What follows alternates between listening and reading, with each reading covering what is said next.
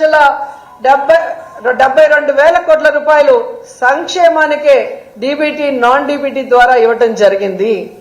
అంతేకాకుండా స్కూల్స్ కానీ హాస్పిటల్స్ ని రెనోవేట్ చేయటం, మెడికల్ కాలేజీలు కట్టించడం, అలాగే హార్బర్లు పోర్ట్లు ఏ విధంగా కట్టించడం, ఇక ఇల్లు కట్టించడం, ఇలా తీసుకుంటూ పోతే ఎంత అభివృద్ధి చేశారు, ఎంత సంక్షేమం చేశారు.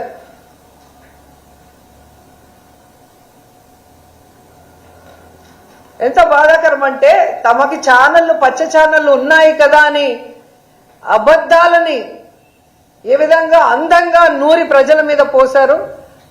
అవి నమ్మిన ప్రజలు ఈరోజు నట్టేట మునిగిపోయి ఏ విధంగా ఏడుస్తున్నారో రాష్ట్రంలో ఎక్కడికి పోయినా స్పష్టంగా కనిపిస్తుంది.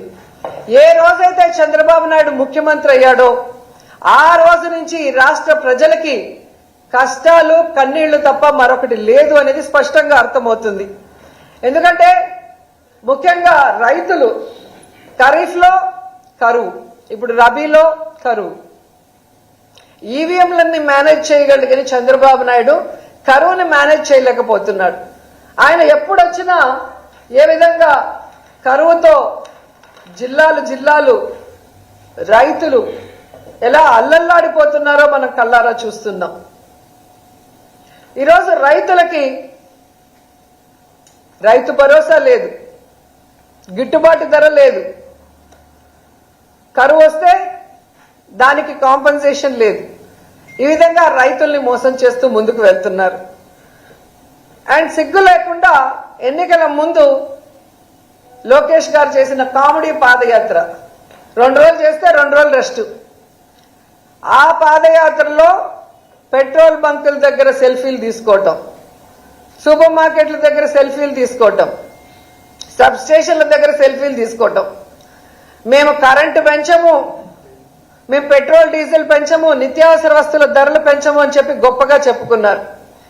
ఈరోజు నేను లోకేష్ ని సూటిగా అడుగుతున్నాను, మీరు మళ్ళీ పెట్రోల్ బంకుల దగ్గర కానీ సబ్ స్టేషన్ల దగ్గర కానీ నిత్యావసర వస్తువులు అమ్మే చోటుకు వచ్చి సెల్ఫీలు తీసుకొని మేము పెట్రోల్ డీజిల్ ధరలు తగ్గించాము, మేము కరెంటు ఛార్జీలు తగ్గించాము, మేము నిత్యావసర వస్తువుల ధరలు తగ్గించామని చెప్పే దమ్ము ధైర్యం ఉందా అని అడుగుతున్నా. ఈరోజు పాల నుంచి పవర్ ఛార్జెస్ వరకు అన్ని పెంచేసి జనాల జీవితాన్ని నాశనం చేస్తున్న మీకు ఖచ్చితంగా తొందరలో జనాలు బుద్ధి చెప్తారని కూడా ఈ సందర్భంగా తెలియజేసుకుంటున్నాను. ఎందుకంటే వీళ్ళు వచ్చిన తర్వాత ఒక పక్క సంక్షేమం లేదు, ఒక పక్క అభివృద్ధి లేదు.